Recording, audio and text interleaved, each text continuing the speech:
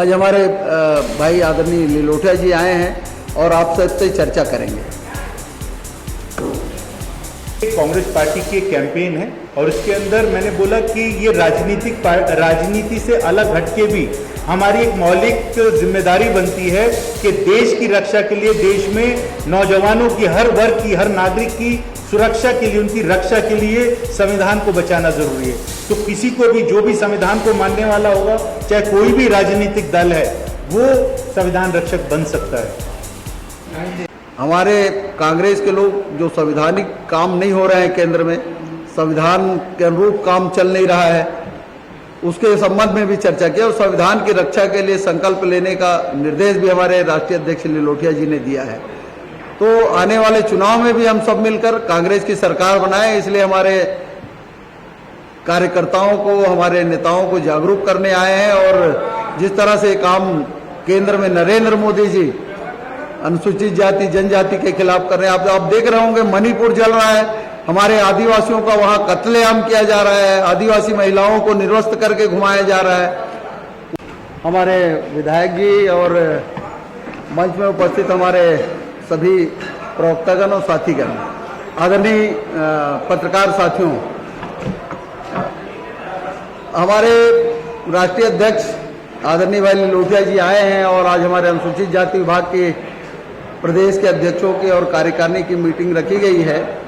और हमारी सरकार द्वारा जिस तरह से अनुसूचित जाति जनजाति पिछड़े वर्गों के विकास के लिए काम किया गया है, गरीबों के लिए काम किया गया है, उन सब चीज़ों के बारे में आज चर्चा हुई। हमारी सरकार की योजनाओं के बारे में चर्चा हुई और हमारी सरकार ने संविधान के अनुरूप अनुसूचित जाति का जो सेंसस में आरक्षण है उस अनुरूप। भैया एक चीज सुनिए, देखिए प्रधानमंत्री को इसलिए इस्तीफा देना चाहिए, देश के अंदर मणिपुर के साथ साथ में जो हमारी देश की बहन और बेटियां हैं, जो रेसलर है, जिन्होंने अपना खून पसीना बहाकर देश का नाम रोशन किया था, जो पहलवान महिलाएं हैं, वो सड़क के ऊपर बैठे रहे।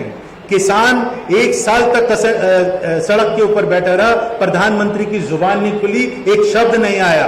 तो पूरे देश के अंदर जिस तरीके से कानून व्यवस्था आज की तारीख में खत्म हुई है, तो उसके लिए जिम्मेदार सीधे तौर पे प्रधानमंत्री हैं।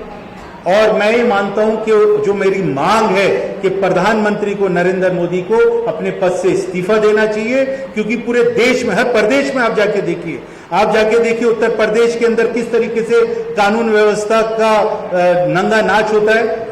उस लिए जिम्मेदारी वहां पे सरकार की है, देश के प्रधानमंत्री की है।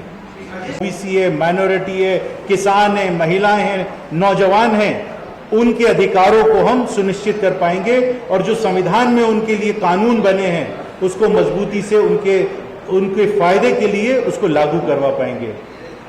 दूसरा, जिस तरीके से एससी और एसटी सीट्स के ऊपर पूरे देश में हम लोग लीडरशिप डेवलपमेंट मिशन के ऊपर काम कर रहे हैं, हम पूरे फोकस तरीके से एससी और एसटी सीट्स के ऊपर काम कर रहे हैं। और ऐसी सीट्स भी जहां पर एससी और एसटी वोट ज्यादा है, उसके ऊपर भी हमने लीडरशिप डेवलपमेंट मिशन के ऊपर काम कई महीनों से छत्तीसगढ़ में चल रहा है।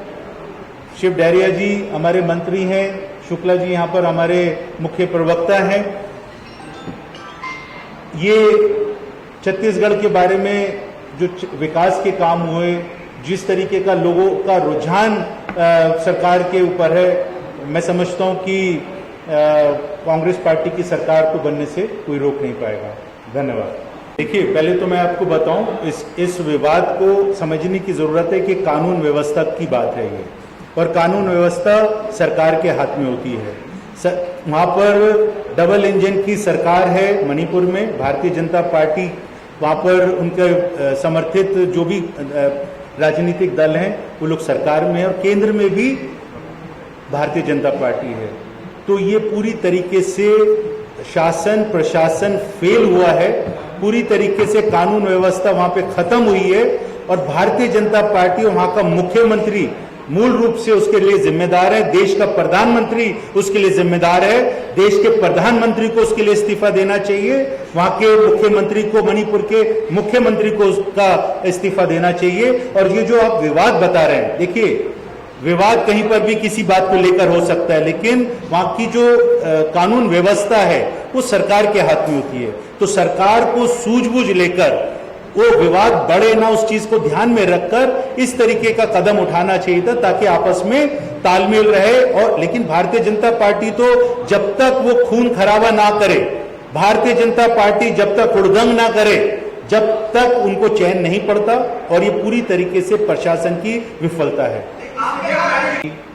जो बेरोजगार भत्ता नौजवानों को देने की बात की, किसानों का कर्जा माफ किया, ये वो वायदे हैं जो राहुल गांधी जी ने जब चुनाव से पहले जो वायदा किया था, जो हमारे मैनिफेस्टो में था, उसको पहली कैबिनेट मीटिंग के अंदर उसको हमने पूरा किया, उसकी घोषणा की, ताकि लोगों से जो हमने वायदा किया है वो वायदा हम पूरा कर सकें।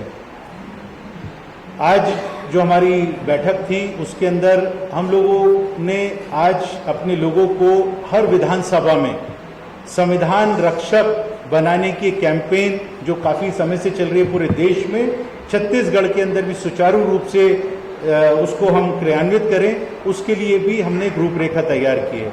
आज संविधान रक्षक बनाने की क्यों आवश्यकता है, इसके ऊपर भी हमने चर्चा की कि आज देश में ऐसी सरकार बैठी है भारतीय जनता पार्टी की जो एक ऐसी सोच लेकर बैठी है कि जिसमें संविधान को कमजोर करने का काम भारतीय जनता पार्टी आरएसएस की विचारधारा के तहत करना चाहती है। एक सोची समझी साजिश के तहत जो संविधान को खत्म करना चाहती है।